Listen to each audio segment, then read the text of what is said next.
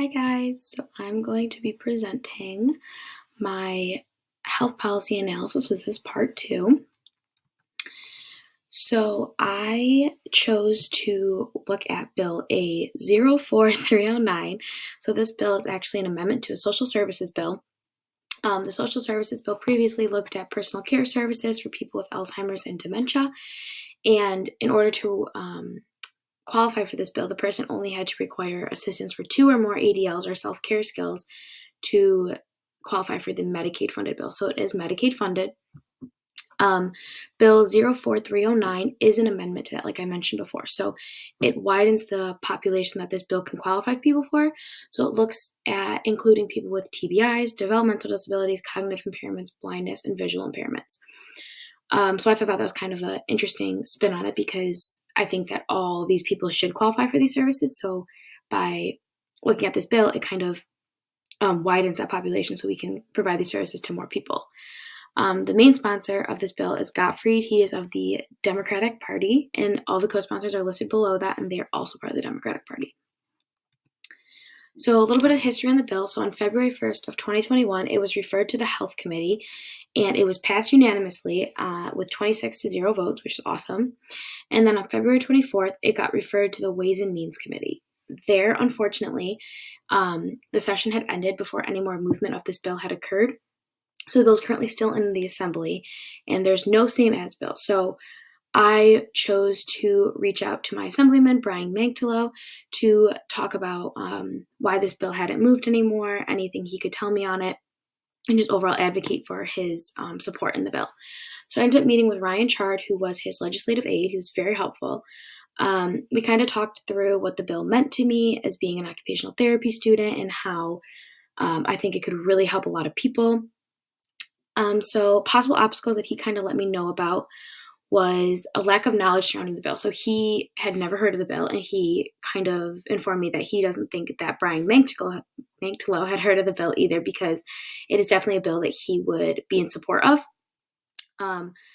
So Magtalo was also in the Army, so I kind of made a connection there to advocate for it by informing Ryan that this bill did help people who had unfortunately suffered from TBIs or visual impairments, which a lot of veterans do or can suffer from. So I thought that was a really great way to make that connection to increase the advocacy and increase the level of support. Another obstacle we came up with was that this was the first time the bill was introduced. So 2020 to 2021 was the first year it got into the Assembly.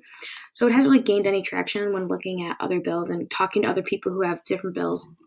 A lot of people, their bills have been in there for 5, 6, 7 years. So this could be definitely a reason why it hadn't moved from the Ways and Means Committee and hasn't been voted on in there.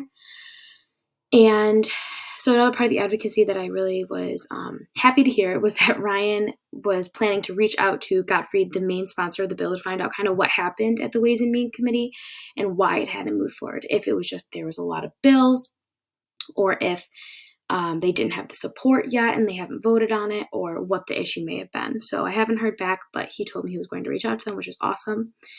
And then I kind of talked about the personal connection.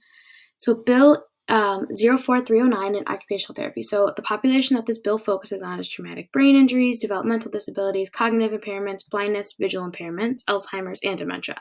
So those are all people that we work with as occupational therapists. So I thought this was a really great connection between the bill and our services, obviously.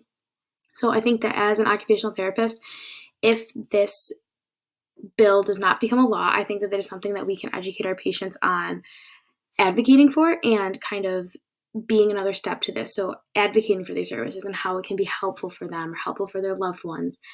And if it does become a law, we can also educate patients on how they may qualify for these services and how knowing about these services can help them to get that respite care or give those caretakers a break and just these self-care skills that they don't need to necessarily be there for. If you can have someone come in and do it once or twice a week, that's awesome. It gives them a break as well. And I also thought it was just a perfect fit with OT because this bill focuses specifically on ADLs and self-care skills. So yeah.